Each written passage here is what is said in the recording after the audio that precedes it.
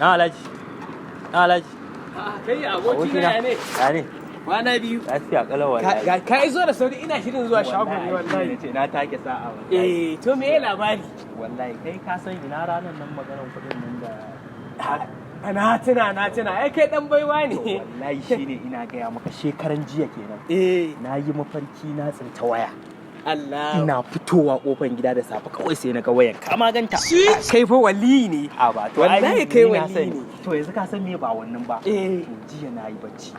Allah sai sarki. na yi mafarkin cewa na tsinta miliyan 2 a kasuwan Manda. Ai kai mafarkin ka na zama gaskiya. Ka gani to kuma kaga gobe ne Mandan nan. Gobe Manda gaskiya. Kuma ni na san inda ne mafarki kuɗin ne yana nan wajen. Zan je in ɗauko.